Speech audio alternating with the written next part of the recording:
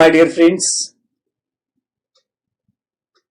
very good evening to all of you. Welcome to Grade Up India's largest online teaching platform. आज हम लोग biology का एक बहुत इंपॉर्टेंट टॉपिक डिस्कस करेंगे और वो है विटामिन्स। और एक क्वेश्चन यहाँ से बिल्कुल रहते हैं, तो हर लाइन जो है वो सेशन का बेसकीमती होने जा रहा है, इंपॉर्टेंट होने जा रहा है। कोई भी आपका एग्जाम हो, इस टॉपिक को बिना पढ़े हुए एग्जाम देने मत जाइएगा। एक क्वेश्चन यहाँ से आपको मिलेगा ही। तो भाई मनोज कुमार हमारे साथ जुड़ चुके हैं। राम राम मनोज। Tarak Desai good evening. यशवीर सिंह स्वागत है सभी का। जल्दी से लाइव आ जाए जो लोग अभी तक लाइव नहीं आए हैं। तो बहुत इंपॉर्टेंट टॉपिक डिस्कस करने वाला हूँ और हर लाइन पे आप लोग गौर फरमाएंगे, इंपॉर्टेंट होगा हर लाइन सेशन का। कुछ और लोगों का इंतजार है और फिर सेशन का होगा आगाज। इम्तियाज खान हमारे साथ हैं, अंजलि गुप्ता है, स्वागत है सभी का। खैर मकदम है, इस्तकबाल है ग्रेड अप पर। बाकी लोग कहाँ भाई सब? जल्दी से जुड़िए। वरुण पांडे आ चुके हैं। Very good Varun. चलिए स्टार्ट किया जाए फिर सेशन को स्टार्ट किया जाए, आगाज करते हैं बिना किसी देर के। और सोनू प्रकाश आ चुके हैं। हेलो सोनू, कैसे हैं आप लोग? और धर्मेंद्र सिंह मेहरा हमारे साथ जुड़ चुके हैं, स्वागत है भैया आपका भी। यशवीर, चलिए स्टार्ट करते हैं यशवीर सेशन को। सबसे पहले विटामिन की अगर आप बात करते हो तो विटामिन है क्या, जिसको विटामिन कहते हैं और हिंदी में ऐसे लिखते हैं vitamin.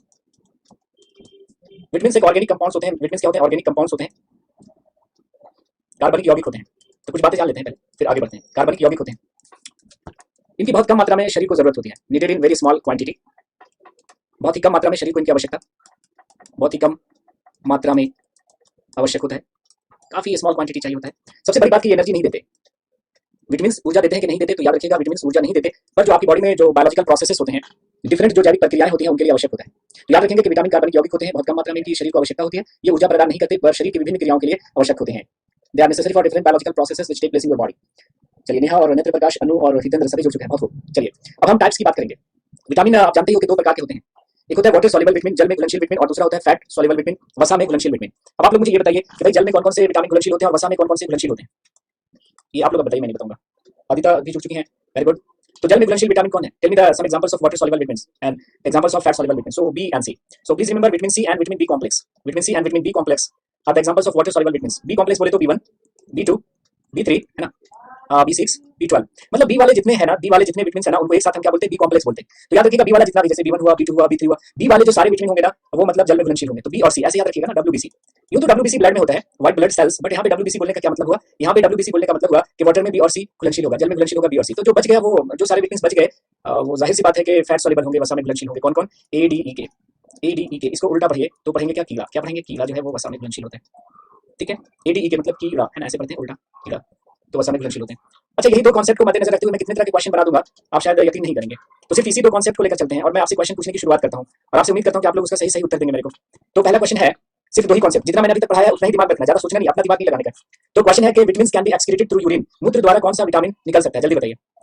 Which of the following vitamin can be excreted through urine? मूत्र द्वारा कौन से विटामिन बाहर आ सकते हैं? नहीं, वाटर में B12 नहीं होता, तो बी और सी होगा। बी और सी यूरिन से निकल सकता है। क्यों भाई? तो आप कहेगा कि बी और सी जल में घुलनशील है, तो जो जल में घुलनशील होगा वही तो यूरिन से बाहर निकलेगा। यूरिन में 95% तो वाटर ही होता है। Okay, now please try to answer this question. Question number 2, which of the following vitamin can be lost due to washing peeled vegetable. छिली हुई सब्जियों को, पील्ड वेजिटेबल मतलब छिली हुई सब्जियां, जिसका छिलका उतार दें। छिली हुई सब्जियों को धोने से कौन सा विटामिन नष्ट हो जाएगा? बताइए कन्या, नेहा, नेत्र, मनोज। तो अगेन आपका उत्तर होगा भाई बी और सी। बी और सी क्या है? जल में घुलनशील विटामिन है, तो अगर मतलब आप सब्जियों को छील कर धोएंगे तो वो उससे वॉश आउट हो जाएंगे, घुल कर बाहर निकल जाएंगे। अच्छा question. Now vitamin can not be stored in human body. Next question है कि कौन सा विटामिन मानव शरीर में मतलब संग्रहित नहीं हो सकता, संचित नहीं हो सकता? बताइए कौन सा विटामिन बॉडी में संग्रहित नहीं हो सकते? Which of the following vitamin can not be stored in human body. तो अगेन मैंने दो ही कॉन्सेप्ट बताया, उसी को मद्देनजर रखते हुए आपको उत्तर करना है, ज्यादा दिमाग नहीं लगाने का है। तो बी और सी। क्यों? बी और सी जल में घुलनशील होने के कारण ये लगातार यूरिन से निकलते रहेंगे, सो ये बॉडी में स्टोर नहीं हो सकते। बॉडी में स्टोर नहीं हो सकते क्योंकि यूरिन से लगातार निकल रहा है। तो किस विटामिन को एक्सेस में ले लेने पे यूरिन से निकल जाएगा? जैसे बी और सी आप ज्यादा ले लेते हैं तो वो यूरिन से निकल जाएगा, कोई दिक्कत नहीं है। समझ में आ रहा है ना, वाटर सॉल्युबल होने की वजह से। तो क्वेश्चन होता है कि vitamin can be stored in human body. कौन सा विटामिन बॉडी में स्टोर होगा? मानव शरीर में संग्रहित या संचित होगा? तो मानव शरीर में संचित होने वाला विटामिन कौन हो जाएगा? कौन सा? तो ADEK, कीड़ा संचित होगा। शरीर में क्या संचित हो सकता है? ADEK मतलब कीड़ा। तो ADEK ये आपकी बॉडी में हो सकता है संचित। आपसे खास करके पूछेगा कि विटामिन ए और के बॉडी में संचित होने वाला विटामिन है, तो विटामिन ए और के शरीर के किस भाग में संचित होता है, किस अंग में संचित होता है? पता है किसी को? विटामिन ए और के शरीर में संग्रहित होने वाले विटामिन है, तो शरीर के किस भाग में संग्रहित होंगे? जल्दी बताइए, शरीर के किस भाग में संचित होंगे? लीवर में होगा, वेरी गुड। तो AK लाइव ऐसे याद रखिएगा। AK लाइव बोले तो अरविंद केजरीवाल लाइव है ना, आपने देखा होगा अरविंद केजरीवाल जी हमेशा लाइव रहते हैं। अभी कोरोना हुआ था तो रोज अपडेट देते हैं कि जितना हो गया केस। तो AK लाइव बोले का मतलब क्या? ए और के लीवर में स्टोर होगा। AK live, Arvind Kejriwal live लिख लेंगे आप लोग, कोड लिख लेंगे अरविंद केजरीवाल लाइव, मतलब ए और के लीवर में स्टोर होगा। इसे अरविंद कैसे केजरीवाल, ठीक है। Now vitamin can be found in human body. कुछ ही विटामिन आपकी बॉडी में बन सकते हैं, बाकी सारे विटामिन को आपको फूड से लेना होता है, भोजन के माध्यम से लेना होता है। भोजन में कमी हो गई तो टैबलेट, सिरप, कैप्सूल से उसकी आपूर्ति करनी होती है। AK लाइव, हाँ नेत्र प्रकाश, ठीक है। तो शरीर में बनने वाले विटामिन कौन कौन है? तो याद रखिएगा विटामिन के, vitamin D, vitamin B12, KD12 याद रखेंगे। KD12 क्या याद रखेंगे? KD12। तो KD12 बॉडी में बनेगा। बाकी सारे विटामिन को आपको भोजन के माध्यम से लेना पड़ेगा। भोजन में कमी हो गई तो दवाओं के माध्यम से, कैप्सूल मिलता है, सिरप मिलता है, टैबलेट मिलता है। विटामिन बी 12 का जो संश्लेषण है वो होता है एक बैक्टीरिया जिसका नाम है ई कोलाई, ECOLI। ये पाया जाता है कोलन में। कोलन किसका भाग है? लार्ज इंटेस्टाइन का। तो बड़ी आंत के कोलन वाले भाग में एक बैक्टीरिया होता है ई कोलाई, ई कोलाई होता है। ये विटामिन B12 का संश्लेषण करते हैं। टैबलेट में B12 सारा कुछ मिला रहता है, B1 भी रहता है, उसका केमिकल नेम लिखा हुआ रहता होगा तो आपको पता नहीं चलता होगा, वरुण। ठीक है। अच्छा, अब देखिए विटामिन सी से अभी तक जो भी क्वेश्चन डिफरेंट एग्जाम में पूछे गए हैं उनको एक साथ लाने की कोशिश हमारी है, तो तवज्जो दीजिएगा यहाँ पे। तो पेश है वो सारे क्वेश्चन जो मतलब विटामिन सी से पूछे गए हैं। विटामिन सी से पूछा गया पहला क्वेश्चन, ये ऐसा विटामिन है जो केवल पौधों से प्राप्त हो सकता है। It can be obtained only from plants. पौधों से प्राप्त किया जा सकता है, केवल पौधों से प्राप्त होता है कौन सा विटामिन? तो vitamin C. So vitamin C can be obtained only from plants, इसे केवल पौधों से प्राप्त कर सकते हैं। जैसे बहुत अच्छा क्वेश्चन यूपीएससी प्री में पूछा गया था कि दूध को इन दिनों, मिल्क को इन दिनों बैलेंस्ड डाइट की कैटेगरी में नहीं रखा जाता। क्यों? क्योंकि उसमें नहीं पाया जाता। मिल्क को इन दिनों बैलेंस्ड डाइट के रूप में नहीं माना जाता, बैलेंस्ड डाइट की कैटेगरी में, मतलब संतुलित आहार की कैटेगरी में नहीं रखा जाता क्योंकि उसमें नहीं पाया जाता। तो उत्तर था विटामिन सी, क्योंकि भाई विटामिन सी तो केवल पौधों से प्राप्त हो सकता है, केवल पौधों से प्राप्त हो सकता है। यूपीएससी प्री का ये क्वेश्चन है कि एक आदमी पनीर खाता है, मछलियां खाता है, अंडे खाता है, तो उसमें किस विटामिन की कमी हो जाएगी? तो उत्तर था विटामिन सी, क्योंकि इसमें कोई भी प्लांट प्रोडक्ट नहीं था। दूसरा, it is a heat sensitive vitamin. It is a heat sensitive vitamin, यह एक ताप संवेदी विटामिन है। What do mean by heat sensitive vitamin? मतलब इस विटामिन को ज्यादा गर्म करेंगे, विटामिन सी को अगर हम ज्यादा हीट करेंगे तो ये क्या हो जाएगा? डीनेचर हो जाएगा, डिस्ट्रॉय हो जाएगा। तो अधिक गर्म करने पर कौन सा विटामिन नष्ट हो सकता है? तो उत्तर हो जाएगा विटामिन सी। या हीट सेंसिटिव विटामिन कौन है? तो विटामिन सी। तीसरा, which of the following vitamin take part in healing of wound? घाव भरने वाला विटामिन कौन है? घाव भरने वाला विटामिन, बहुत अच्छा क्वेश्चन, बार बार पूछा गया कि कौन सा विटामिन जख्मों को भर देता है? कौन सा विटामिन जख्मों को भर देता है? तो वो है विटामिन सी। इसीलिए बोला जाता है कि वक्त जो है वो जख्मों को भर देता है। क्यों? क्योंकि जख्मों को भरने में विटामिन सी लगता है, और एक साथ ढेर सारा विटामिन सी ले नहीं सकते। आप ले लीजिएगा तो यूरिन से बाहर आ जाएगा। तो धीरे धीरे जख्म भरते हैं, थोड़ा वक्त लगता है। कि प्यार का पहला खत लिखने में वक्त तो लगता है, नए परिंदों को उड़ने में वक्त तो लगता है, जिस्म की बात नहीं थी उनके दिल तक जाना था, लंबी दूरी तय करने में वक्त तो लगता है, और गांठ अगर पड़ जाए तो रिश्ते हो या डोर, लाख करें कोशिश खुलने में वक्त तो लगता है। और हमने इलाजे दर्द दिल तो ढूंढ लिया, लेकिन गहरे जख्मों को भरने में वक्त तो लगता है। तो गहरे जख्मों को भरने में वक्त क्यों लगता है? क्योंकि जख्मों को भरने में हेल्पफुल होता है विटामिन सी, और उसको एक बार तो ढेर सारा ले नहीं सकते। तो घाव भरने वाला विटामिन कौन है? तो विटामिन सी है। गहरे जख्मों को भरने में वक्त तो लगता है ना। हाँ, तो विटामिन सी। एक और क्वेश्चन पूछा गया कि विच of the following vitamin is necessary for development of connective tissue? संयोजी ऊतकों के निर्माण के लिए कौन सा विटामिन आवश्यक होता है? तो अगेन आपका उत्तर होगा विटामिन सी। और फिर पूछा गया कि अल्कोहलिक्स और स्मोकर्स में किस विटामिन की कमी हो जाती है? तो विटामिन सी। मतलब धूम्रपान एवं मदिरा पान करने वाले व्यक्तियों में, मदिरापान मतलब शराब पीने वालों में, धूम्रपान एवं मदिरा पान करने वाले व्यक्तियों में इस विटामिन की कमी हो जाती है। इस मतलब हम सी की बात कर रहे हैं, इस विटामिन की कमी हो जाती है। हाँ, मैं अल्कोहलिक हूँ, सुना है गाना? अगर आप अल्कोहलिक हैं या स्मोकर हैं तो साथ साथ आपको ऑरेंज जूस, मौसमी जूस, लेमन जूस लेना चाहिए, अदरवाइज आपके बॉडी में विटामिन सी की कमी हो जाएगी। तो अगर आप शराब पीते हैं या धूम्रपान करते हैं तो साथ साथ आपको विटामिन सी भी लेना चाहिए, तब आप गर्व से कह सकते हैं कि हाँ मैं अल्कोहलिक हूँ। एक गाना सुना, हाँ मैं अल्कोहलिक हूँ, मतलब क्या है? क्या गाना बनाया? आजकल के गाने ऐसे ही होते हैं। तो ये क्वेश्चन याद रखिएगा। डी से संबंधित कुछ इंपॉर्टेंट क्वेश्चन देखते हैं। ये शरीर में सबसे तेजी से बनने वाला विटामिन होता है, रैपिडली फॉर्मिंग विटामिन। शरीर में सबसे तेजी से बनने वाला vitamin,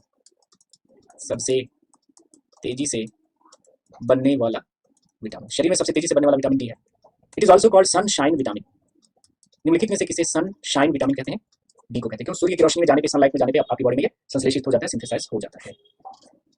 it is also called poor's vitamin या पुअर्स मैन विटामिन। गरीबों का विटामिन भी बोला जाता है, गरीबों का विटामिन। क्यों गरीबों का विटामिन क्यों बोलते हैं? पुअर्स मैन विटामिन क्यों बोलते हैं? क्योंकि ये धूप में जाने पे अपने आप बन जाते हैं, लेकिन बाकी विटामिन की कमी हो गई तो आपको टैबलेट, सिरप, कैप्सूल खरीदना पड़ता है। ये फ्री ऑफ कॉस्ट आपकी बॉडी में सिंथेसाइज हो जाते हैं, तो इसको गरीबों का विटामिन कहते हैं। विच of the following vitamin function like a hormone? निम्नलिखित में से कौन सा विटामिन हार्मोन के जैसा कार्य करता है? तो विटामिन डी होगा। विच of the following vitamin is necessary for the absorption of calcium? It is necessary for the absorption of calcium. Calcium के अवशोषण के लिए आवश्यक विटामिन, कैल्शियम के अवशोषण के लिए आवश्यक विटामिन कौन सा है? तो विटामिन डी। आपकी बॉडी में कैल्शियम है लेकिन विटामिन डी नहीं है, तो वो आपकी बॉडी में एब्जॉर्ब नहीं होगा, बेकार है वो। इसलिए आप कैल्शियम के टैबलेट, सिरप, कैप्सूल जो भी खरीदते हैं तो आपने देखा होगा कि कैल्शियम के साथ विटामिन डी भी है रहता है, क्योंकि बिना विटामिन डी के कैल्शियम एब्जॉर्ब ही नहीं होगा बॉडी में, अवशोषित ही नहीं होगा। हाँ, मतलब वो टी कैल्सिफेरॉल होता है, अभी हम देखेंगे केमिकल नेम भी, और उसकी कमी से होने वाली बीमारियों का भी जिक्र करेंगे। तो इतनी बातें याद रख लेंगे विटामिन डी में। अब हम क्या करेंगे कि विटामिन, उनके रासायनिक नाम और उनकी कमी से होने वाली बीमारियों की बात करेंगे, रोगों की बात करेंगे।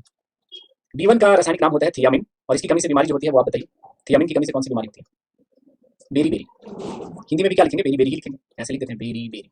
तो बीमारियों को इंग्लिश में लिखिए। इम्तियाज ने सही उत्तर दिया है, इम्तियाज खान का सही उत्तर गया। B2 का केमिकल नेम है, रासायनिक नाम है राइबोफ्लाविन, हिंदी में भी राइबोफ्लाविन ही लिखेंगे, और इसकी कमी से होती है चिलोसिस, हिंदी में भी ऐसे लिख देते हैं चिलोसिस।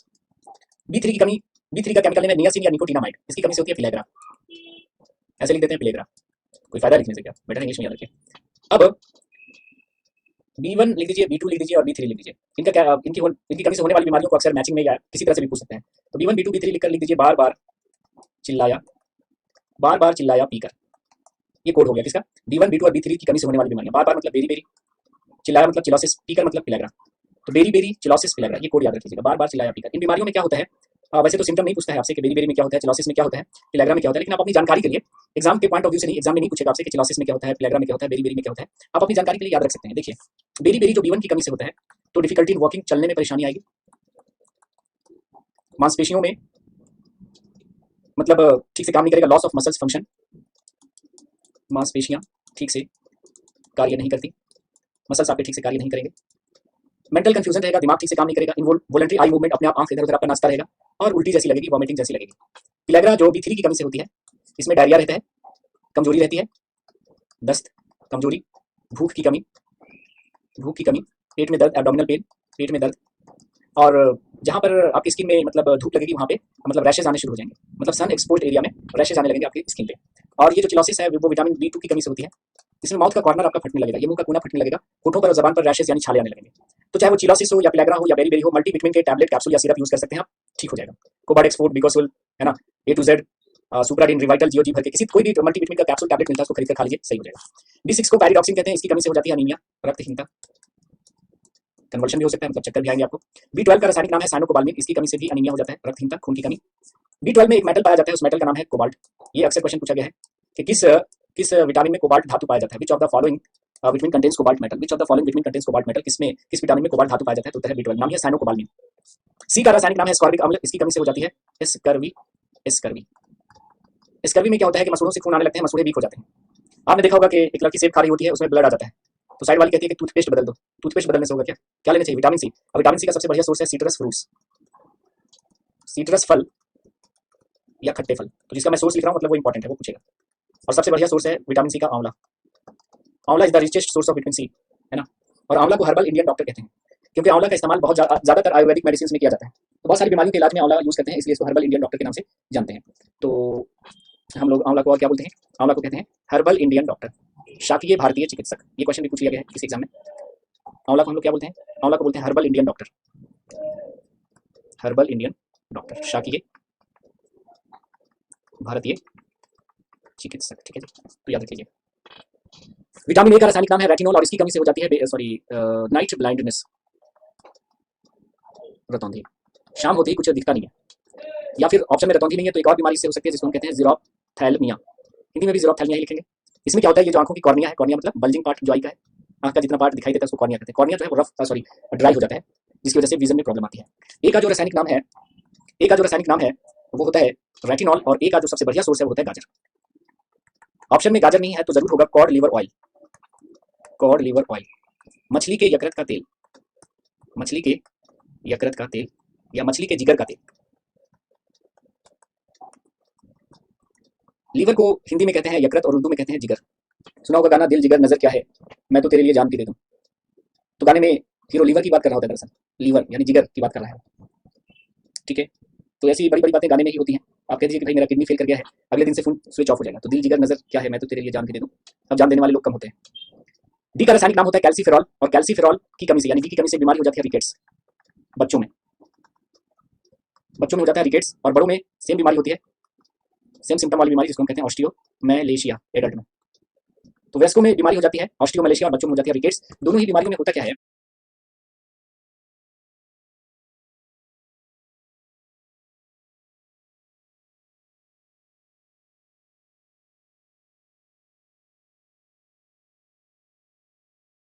कि आपकी हड्डियां जो है वो कमजोर हो जाएंगी, बच्चों में हड्डियां टेढ़ी भी हो जाती हैं, बेंड भी हो जाती हैं, तो बोन पेन रहता है, बोन पेन, हड्डियों में दर्द, हड्डियों में दर्द।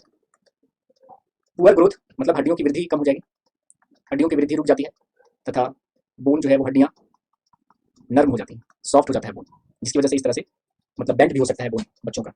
और सेम कंडीशन मतलब अडल्ट में भी होती है, उसको ऑस्टियोमैलेशिया कहते हैं। तो बच्चों में रिकेट्स बोलते हैं, रिकेट्स मतलब सूखा रोग, बच्चों में होता है रिकेट्स, और बड़ों में यही बीमारी क्या कहलाएगी, ऑस्टियोमैलेशिया। डी का सबसे बढ़िया सोर्स है क्या, सनलाइट, सनलाइट ऑप्शन में नहीं है तो फिर होगा कॉड लिवर ऑयल। देखिए कॉड लिवर ऑयल से मछली के जिगर के तेल से आपको ए भी मिलता है, डी भी मिलता है।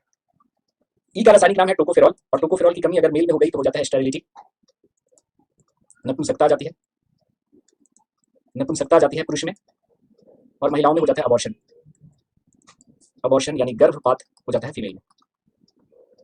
और ई का सबसे बढ़िया सोर्स है व्हीट जर्म ऑयल। आप एनसीईआरटी पढ़ेंगे 12th क्लास का पार्ट 2 एनसीईआरटी की केमिस्ट्री पार्ट 2 12th, तो उसमें दे रखा है कि ई का सबसे बढ़िया सोर्स है क्या, गेहूं अंकुर का तेल, गेहूं अंकुर का तेल व्हीट जर्म ऑयल। के का रासायनिक नाम है फाइलोक्विनोन और इसकी कमी से हो जाता है क्या, डिलेड ब्लड क्लॉटिंग।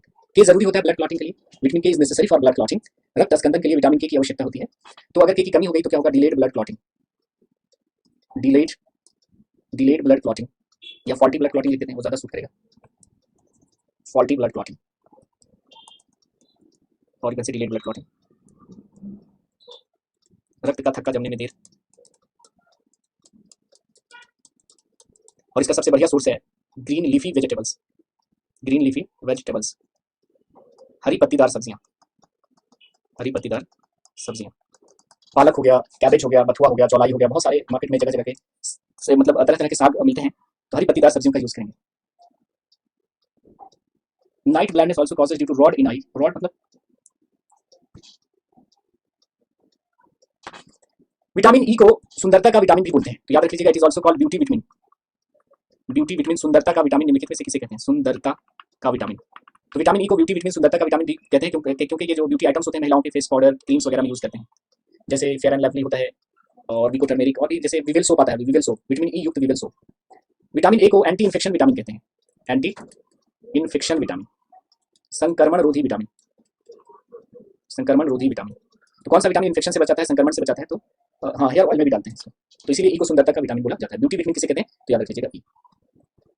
थोड़ा सा कुछ अदर केमिकल्स की बात कर लेते हैं। एंजाइम, सारे के सारे एंजाइम प्रोटीन होते हैं, या बायो कैटलिस्ट कह सकते हैं आप, जैव उत्प्रेरक। कैटलिस्ट का काम क्या होता है कि रिएक्शन के रेट को चेंज कर देना, मतलब रिएक्शन के रेट को या तो बढ़ा देना या घटा देना, जनरली बढ़ा देते हैं, घटा भी सकते हैं। तो एंजाइम भी कैटलिस्ट होते हैं, लेकिन ये हमारी बॉडी में बनते हैं, इसलिए इसका नाम क्या रखा गया, बायो कैटलिस्ट। और एपो एंजाइम प्लस को फैक्टर कहलाता है होलो एंजाइम, ये होलो एंजाइम ही फंक्शनल एंजाइम होता है। तो ये जो होलो एंजाइम है जिसे हम फंक्शनल एंजाइम कहते हैं, वो किससे मिलकर बना होता है, एपो प्लस को फैक्टर, एपो एंजाइम प्लस को फैक्टर, होलो एंजाइम। कुछ इंपॉर्टेंट मेडिसिन देख लेते हैं। एंटीबायोटिक्स वो मेडिसिन होते हैं जो फीवर को कम करते हैं, तो पायरोजेंस का मतलब होता है फीवर कॉजिंग एजेंट, तो एंटीपायरेटिक्स मतलब ज्वर को कम करने वाली दवाइयां क्या कहलाती हैं, एंटीपायरेटिक्स, जैसे एस्पिरिन, पैरासीटामोल, आइबुप्रोफेन, ये सब कुछ दवाइयां हैं जो ज्वरनाशी यानी एंटीपायरेटिक्स के रूप में यूज की जाती हैं। दूसरी दवाई होती है एनाल्जेसिक, जिसको पेन किलर यानी दर्द निवारक कहते हैं, जो आपके दर्द को कम करती है, एस्पिरिन, पैरासीटामोल, डाइक्लोफेनाक सोडियम। ठीक है, तो देखिए एस्पिरिन पैरासीटामोल एंटीपायरेटिक के साथ साथ एनाल्जेसिक भी है, मतलब एस्पिरिन हो गया, पैरासीटामोल हो गया, ये आपके दर्द को तो कम करती ही है, बुखार को भी कम करती है। डाइक्लोफेनाक सोडियम डायलोना के नाम से मार्केट में बहुत प्रचलित थी ये दवा।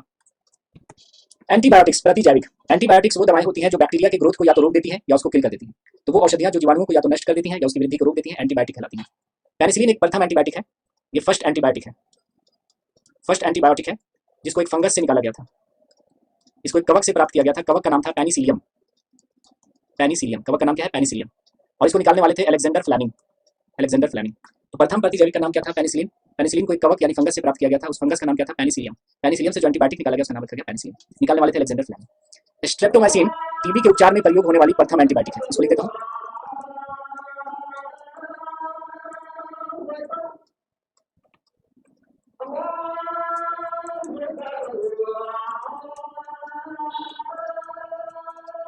टीबी के उपचार में प्रयोग होने वाली प्रथम प्रतिजैविक, और इसकी खोज की थी एस ए वॉक्समैन ने, एस ए वॉक्समैन ने, जिसके लिए इनको नोबेल प्राइज दिया गया था सन 1952 में।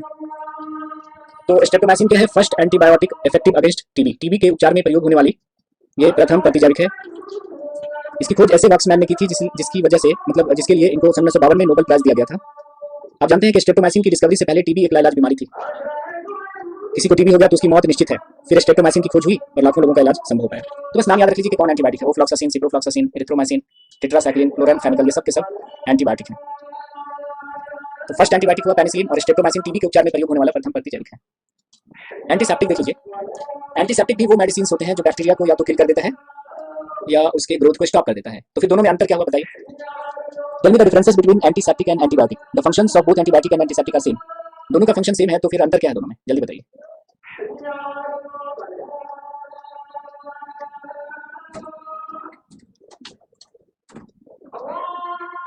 Tell me the difference.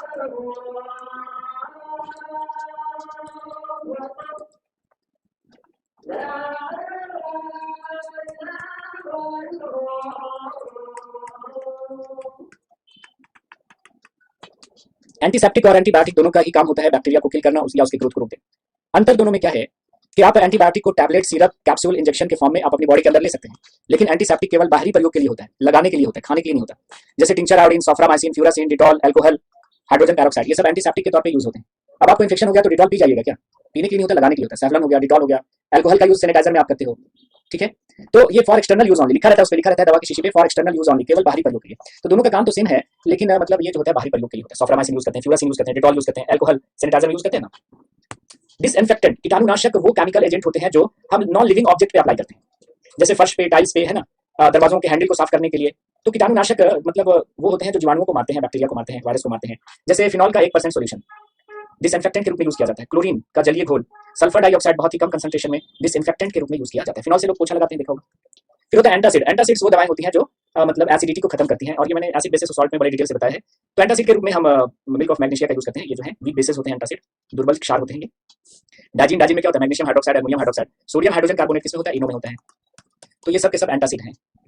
कुछ आर्टिफिशियल स्वीटनिंग एजेंट्स हैं। ये स्वाद में मीठे तो होते हैं, ये स्वाद में मीठे होते हैं, स्वीट होते हैं टेस्ट में, लेकिन ये शुगर नहीं होते, ये आपके ब्लड शुगर लेवल को इंक्रीज नहीं करेंगे। और ये सुटेबल होता है डायबिटीज के पेशेंट के लिए। डायबिटिक पेशेंट के लिए ये बहुत अच्छा होता है कि आपको चीजें मीठी भी लगे और आपका ब्लड शुगर लेवल भी इंक्रीज ना करे, तो आर्टिफिशियल स्वीटनिंग एजेंट है, मार्केट में यूज कर सकते हैं। जैसे ये जो एस्पार्टेन है, ये एक आर्टिफिशियल स्वीटनिंग एजेंट है। ये आपके केन शुगर से मतलब चीनी से 100 गुना अधिक मीठा होता है। सैक्रिन आपने नाम सुना होगा, सैक्रिन भी एक आर्टिफिशियल स्वीटनिंग एजेंट है, कृत्रिम मतलब मीठा प्रदान करने वाला मतलब एजेंट होता है। ये आपके जो केन शुगर है, मतलब जो चीनी है, उससे 550 गुना ज्यादा मीठा होता है। सुक्रेलोज ये भी है, 600 गुना अधिक मीठा होता है आपके चीनी से, केन शुगर से। और एलिटेम का तो कहना है कि 2000 गुना अधिक मीठा होता है आपके केन शुगर से, मतलब चीनी से। ठीक है जी, हाँ बिल्कुल Aditya, you are right. Now please try to answer these questions based on vitamins. The first question says that rickets is a disease associated with the deficiency of rickets एक बीमारी है जो किसकी कमी से होता है? DCBA। तो रिकेट्स आप जानते हो कि ए की कमी से मतलब डी की कमी से होता है, मतलब ऑप्शन ए सही होगा। अंजलि गुप्ता, नेहा, मदन कुमार, सभी का बिल्कुल सही उत्तर है। राम सिंह, भावना राजपूत, रोशन कुमार राणा, बहुत खूब। अदिता सोमिया, राम सिंह, विटामिन डी, बहुत खूब। प्रिया, तो रिकेट्स जो है वो विटामिन डी की कमी से होता है। Now which of the following has the highest protein content पर ग्राम? निम्नलिखित में से प्रति ग्राम सबसे अधिक प्रोटीन किसमें होता है? निम्नलिखित में से सबसे अधिक प्रोटीन प्रति ग्राम किसमें होता है? प्रति ग्राम सबसे अधिक प्रोटीन होता है किसमें? सोयाबीन में। So C will be the right option. No, yes, very good, सभी का सही उत्तर आ गया। तारक देसाई, अंजलि गुप्ता, सुभजीत सरकार, बहुत खूब। नाइट ब्लाइंडनेस, रतौंधी नाम की बीमारी किस विटामिन की कमी से होती है? रतौंधी नाम की बीमारी किस विटामिन की कमी से होती है? तो सही उत्तर होगा विटामिन ए। तो विटामिन ए की कमी से नाइट ब्लाइंडनेस हो सकता है। और दूसरी बीमारी क्या हो सकती है? जीरोथैल्मिया।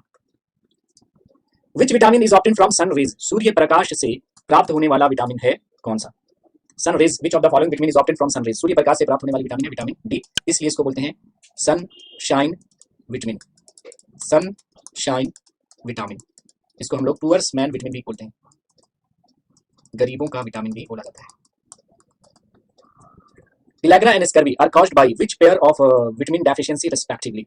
पिलैग्रा और स्कर्वी जो बीमारियां हैं वो किस पेयर की कमी से होती हैं? तो मैंने बोला था ऐसे लिख लीजिए B1, B2 और B3, और लिख लीजिए बार बार चिल्लाया पीकर, पीकर। तो B3 याद रखिएगा, पिलैग्रा है तो B3 वाला ऑप्शन सही होगा। तो B3 इसी में है, और स्कर्वी तो जानते हैं सी की कमी से, तो B सही उत्तर होगा। और सभी का उत्तर हो गया है सही। भावना, तारक देसाई, मदन कुमार, अदिता, धर्मेंद्र, वेरी गुड। नेत्र प्रकाश, बहुत खूब, सबने सही रिस्पॉन्ड किया है। और साहिल गुप्ता ने भी सही उत्तर दिया है। प्रिया कंस्कर ने सही उत्तर दिया है। आगे चलते हैं। Cod liver oil from fish is rich in which vitamin? Cod liver oil, मछली के यकृत का तेल या मछली के जिगर का तेल जो फिश से प्राप्त होता है, उसमें कौन सा विटामिन पाया जाता है? तो मैंने बोला था भाई कॉड लिवर ऑयल, मछली के जिगर के तेल में आपको विटामिन ए भी मिलता है, विटामिन डी भी मिलता है। तो ऑप्शन में अगर बोथ रहता एक ऑप्शन तो उत्तर होता बोथ, लेकिन अब बोथ नहीं है, तो दोनों ही ऑप्शन में दिया हुआ है, तो किसको प्रायोरिटी दोगे आप?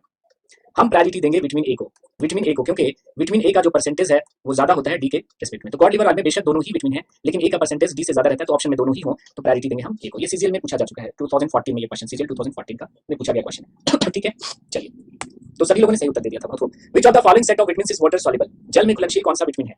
तो एक ट्रिक बताया होगा मैंने, वो याद होगा शायद, और वो ट्रिक था WBC। WBC, वाटर में बी और सी, तो सही उत्तर होगा बी। शालिनी, शुभजीत, मदन कुमार, बहुत खूब।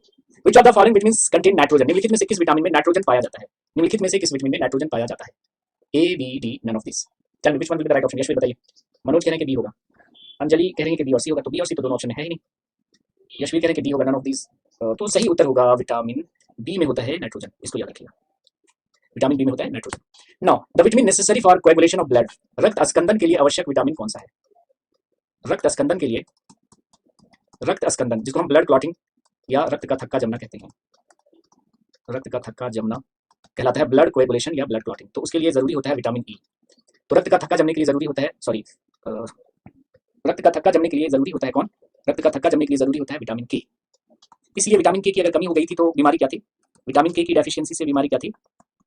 Delayed blood clotting. Delayed blood clotting, रक्त का थक्का जमने में हो रही थी देर। रक्त का थक्का जमने में देर, ब्लड क्लॉटिंग टाइम इंक्रीज हो जाएगा, है ना, इसकी कमी से। और विटामिन के का सबसे बढ़िया सोर्स क्या था? ग्रीन लीफी वेजिटेबल्स, हरी पत्तीदार सब्जियां। Which of the following vitamins helps in the absorption of calcium? Calcium के अवशोषण के लिए आवश्यक विटामिन कौन है? सूरज नंद, वेरी गुड। कैल्शियम के अवशोषण के लिए आवश्यक विटामिन कौन सा है? ए, डी, बी, सी। तो कैल्शियम के अवशोषण के लिए आवश्यक विटामिन होते हैं विटामिन डी। बिना विटामिन डी के कैल्शियम बेकार है आपकी बॉडी में, बेकार है, कोई फायदा नहीं है, वो एक्सक्रीट हो जाएगा, बाहर चलाएगा बॉडी से। So which of the following vitamin is necessary for the absorption of calcium? Calcium के अवशोषण के लिए आवश्यक विटामिन है विटामिन डी। तो ये था आज का सेशन। किसी को कोई डाउट है तो पूछ सकते हैं। बहुत ही यूजफुल सेशन है, हर एग्जाम में इससे क्वेश्चन होता है। तो एक एक लाइन को फिर से आप दोबारा देखिएगा और इसका एक शॉर्ट नोट बना लीजिएगा। किसी का कोई डाउट है, किसी का कोई क्वेश्चन है, कोई क्वेरी है तो पूछ सकते हैं। Thank you very much, welcome. नेत्र, यशवीर बताइए, कोई क्वेश्चन, कोई डाउट है? भावना राजपूत, वेलकम। रोशन हो गया, चलिए बहुत अच्छी बात है। अदिता सोमिया, वेलकम। चलिए सभी का शुक्रिया। चलिए कोई डाउट नहीं है तो चलिए मिलते हैं अगले सेशन में फिर। B12 वाटर सॉल्युबल नहीं लिखा हुआ था बुक में, नहीं B12 जो है वो सभी बी वाले जितने भी है ना वो वाटर सॉल्युबल में आएंगे। बी कॉम्प्लेक्स ही लिख दिया मैंने ना, तो देखिएगा बी कॉम्प्लेक्स लिखा रहता है।